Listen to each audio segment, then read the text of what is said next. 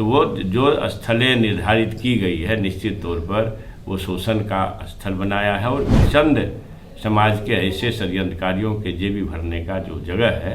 तो जब हर जगह ईश्वर प्रभु परमात्मा खुदा है तो वह ढूंढने कहाँ जाएंगे हम।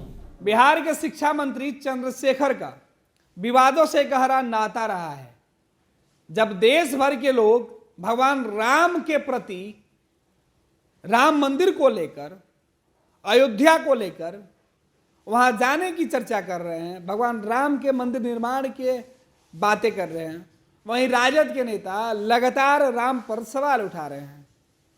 आरजेडी विधायक फतेह बहादुर के बाद तेजस्वी यादव का बयान और अब एक बार फिर से प्रोफेसर चंद्रशेखर का बयान, जो लगातार रामचरितमानस और रामायण पर सवाल उठाते रहे हैं, वो सावित्रीबाई फूले के कार्यक्रम में जब पूरे आरजेडी के कई मंत्री और कई विधायक पहुंचे थे फतेह बहादुर के कार्यक्रम में, तो उस कार्यक्रम के दौरान एक बार फिर से प्रोफेसर चंद्रशेखर का एक और बयान सामने आया है, जिसमें उन्होंने कहा कि मंदिर बनवाकर कुछ लोग पैसा कमाना चाहते हैं, मंदिर के नाम पर अपना जेब भरना चाहते हैं। जिस तरीके से राष्ट्रीय जनता दल के विधायक और नेता राम मंदिर को लेकर सवाल उठा रहे हैं, उसके बाद अब लोग इनसे सवाल पूछने लगे हैं कि आखिरकार राजद के नेताओं को राम से इतनी दिक्कत क्यों होने लगी है। हालांकि खुद तेजस्वी यादव कह रहे थे कि हमें मंदिर की नहीं बल्कि अस्पताल और शिक्षा के लिए विद्यालय की जरूरत है। इनके विधायक भी कह रहे हैं, फतेह बहादुर के बयान भी सामने आए, उसमें भी इन्होंने कहा कि हमें मंदिर से ज़्यादा विद्यालय की जरूरत है। प्रोफेसर चंद्रशेखर फतेह बहादुर के समर्थन में खुलकर सामने आए और कह रहे हैं कि सावित्रीबाई फूले यही बात तो कह रही थी जो विधायक फतेह बहादुर कह रहे हैं।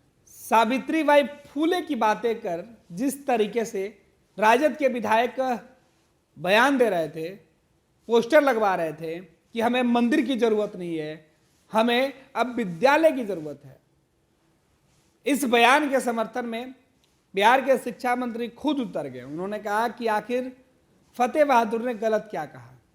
अब सवाल ये उठता है कि राजद के नेता, राजद के विधायक, राजद कोटे के मंत्री बार बार नीतीश कुमार के कैबिनेट में शामिल होने के बाद राम पर क्यों सवाल उठा रहे हैं, जबकि राजद जेडीयू का बिहार में गठबंधन है और राजद को छोड़कर जेडीयू और कांग्रेस राम के मुद्दे पर हर बार राजद से अलग निकल जाता है।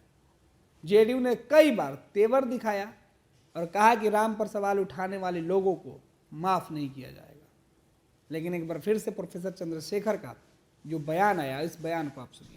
ये स्पष्ट है ना कि आपको चोट लगेगी तो आप कहाँ जाओगे, मंदिर या अस्पताल। आपको पढ़ाई करनी होगी, कलेक्टर एसपी बनना होगा, कप्तान बनना होगा, एमएलए एमपी विधायक बनना होगा, होशियारी लानी होगी, आप मंदिर जाओगे कि स्कूल जाओगे।